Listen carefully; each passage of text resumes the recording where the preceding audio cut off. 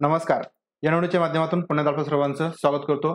पवित्र प्रणालीमार्फत निवडलेल्या सर्वच शिक्षण सेवक किंवा शिक्षक यांना शिक्षण सेवक कालावधीमध्ये परीक्षा उत्तीर्ण करणं बंधनकारक असल्याच्या ज्या बातम्या प्रसिद्ध झाल्या, जे काही बैठकीबाबत एक पत्र प्रसिद्ध झालेलं होतं आणि त्याच्यामध्ये उल्लेख करण्यात आलेला होता, की शिक्षण सेवक कालावधीमध्ये ज्यांची 3 वर्षांची सेवा पूर्ण होईल, त्यांची सेवा पूर्ण झाल्यानंतर त्यांची परीक्षा घेण्यात यावी. त्यानंतर त्यांना सेवेत कायम करण्यात यावं, याबाबत परीक्षा परिषदेने त्यांची परीक्षा घ्यावी, याबाबतचा प्रस्ताव तयार करावा.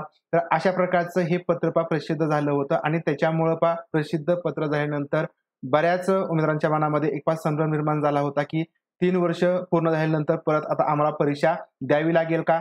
आणि तसाच एक जी-आर सुद्धा आपण पाहिला होता आणि तो जी-आर म्हणजे 21 जून 23 चा जी-आर, ज्याच्यामध्ये पवित्र प्रणालीमार्फत ज्या काही दुरुस्त्या वगैरे सुचवलेल्या होत्या, ज्या नवीन सुधारित अटी लागू करण्यात आलेल्या होत्या, त्याच्यामध्ये सुद्धा उल्लेख केला होता, जो मी तुम्हाला व्हिडिओच्या माध्यमातून सांगितलेला होता, की या ठिकाणी शिक्षण सेवक कालावधी पूर्ण झाल्यानंतर संबंधित शिक्षण सेवकाच्या परिवीक्षाधीन कालावधीत त्यांच्या सेवेचं मूल्यांकन करण्यासाठी, मूल्यमापन चाचणी घेण्यासाठी, तसेच त्याचे वर्तन याबाबत तपासणी करण्यासाठी जिल्हा शिक्षण आणि प्रशिक्षण संस्था तसेच जिल्हा परिषद शिक्षण विभाग यांच्या स्तरावरती संयुक्त समिती गठीत करावी आणि सदर मूल्यमापन चाचणीचं स्वरूप तसेच इतर आवश्यक नियमावली राज्य शैक्षणिक संशोधन आणि प्रशिक्षण परिषद महाराष्ट्र पुणे आयुक्त शिक्षण यांनी संयुक्तरित्या निश्चित करावं. तर या जी-आर मध्ये सुद्धा याचा उल्लेख आहे, हे तुम्हाला मी सांगितलेलं होतं. परंतु आता मात्र या बाबतीमध्ये जो काही वेगळा खुलासा आहे तो करण्यात आलेला आहे. जी परीक्षा आहे ही परीक्षा या ठिकाणी होणारच आहे, परंतु ही परीक्षा नेमकी कोणासाठी आहे याचा खुलासा या ठिकाणी करण्यात आलेला आहे. तो या ठिकाणी आपण पाहूया. यामध्ये आजच हे पत्र प्रसिद्ध झालेलं आहे आणि यामध्ये सांगितल्याप्रमाणे या ठिकाणी जे एकूण 21,678 रिक्त जागांपैकी 19,986 पदांकरता उमेदवारांची शिफारस करण्यात आली. त्यानंतर शासन निर्णय दिनांक 19/6/23 अन्वये विहित केलेल्या धोरणास अनुसरून मुख्य कार्यकारी अधिकारी यांच्या मागणीप्रमाणे सेमी इंग्रजी माध्यमाचे शिक्षक उपलब्ध करून देण्याबाबत शासन पत्र दिनांक 25/1/24 अन्वये निर्देश दिलेले आहेत आणि त्यामुळे अशा शिक्षकांच्या नियुक्तीनंतर इंग्रजी शाळा आहे त्या ठिकाणी इंग्रजी माध्यमाचे उमेदवार नियुक्त केले जातील. अशा शिक्षकांच्या नियुक्तीनंतर शिक्षण सेवक कालावधीमध्ये त्यांची कौशल्य चाचणी ही राज्य शैक्षणिक संशोधन आणि प्रशिक्षण परिषद महाराष्ट्र राज्य पुणे यांच्या अधीनस्थ प्रादेशिक विद्या प्राधिकरण छत्रपती संभाजीनगर इंग्रजी भाषेशी संबंधित तज्ज्ञ संस्थेकडून घेण्याचे निर्देश सुद्धा या पत्रामध्ये देण्यात आले आहेत. आता 25/1/24 जे काही पत्र आहे ते या ठिकाणी आपण पाहूया.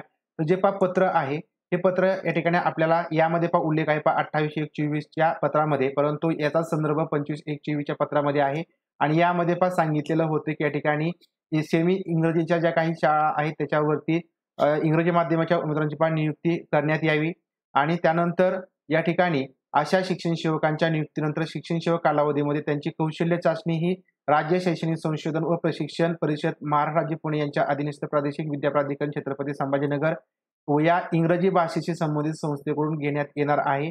सदर कौशल्य चाचणीतील गुणवत्तेनुसार संबंधित शिक्षण सेवकांचे कौशल्य किंवा ज्ञान असमाधानकारक असल्याचे आढळल्यास त्यांची सेवा समाप्त करण्यात येईल अशी अट नियुक्त आदेशामध्ये स्पष्ट नमूद करण्यात यावी. तर हे या ठिकाणी पत्र आहे. यामध्ये स्पष्टपणे सांगितलेलं आहे की सेमी इंग्रजीच्या माध्यमाच्या ज्या काही शाळा आहेत त्या ठिकाणी ज्या इंग्रजी माध्यमाच्या उमेदवारांची नियुक्ती होईल त्यांची ही कौशल्य चाचणी घेतली जाईल आणि जर या ठिकाणी कौशल्य किंवा ज्ञान असमाधानकारक असल्याचं आढळलं तर सेवा या ठिकाणी समाप्त केली जाईल. तर हे अशा प्रकारे या ठिकाणी सूचना देण्यात आलेल्या आहेत. आता यामध्ये हेच सांगितलेलं आहे की फक्त ज्या काही परीक्षा आहेत तर या परीक्षा इंग्रजी माध्यमातून ज्यांची सेमी इंग्रजी जागेवरती नियुक्त झालेल्या आहेत तर अशाच उमेदवारांची ही स्किल टेस्ट घेतली जाईल.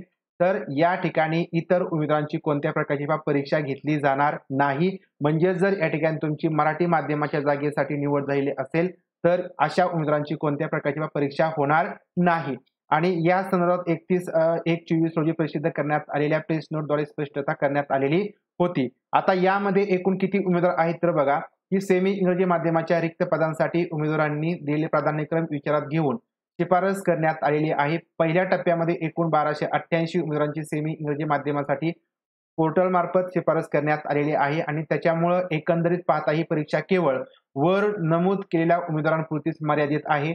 पवित्र पोर्टल मार्फत निवड झालेल्या अन्य अभियोजकांचा याच्याशी काही संबंध नाही असं या ठिकाणी स्पष्ट सांगितलेलं आहे आणि त्यामुळे वस्तुस्थितीची कोणतीही खातरजमा न करता अथवा शासन निर्णय वाचता काही मंडळी समाज माध्यमांद्वारे काही वर्तमानपत्रांमध्ये शिक्षण सेवक कालावधीमध्ये सर्व शिक्षकांना पुन्हा एक परीक्षा द्यावी लागणार असल्याचं वृत्त या ठिकाणी प्रसारित झालेलं आहे.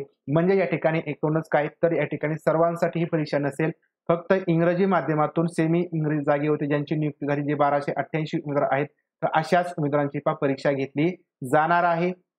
आणि जे काही 5 साधन व्यक्ती आहेत त्या संदर्भात सुद्धा या ठिकाणी माहिती दिली आहे, की साधन व्यक्ती संदर्भात करावयाच्या कार्यवाही संदर्भात शासन स्तरावर अद्याप अंतिम निर्णय जाहीर नाही.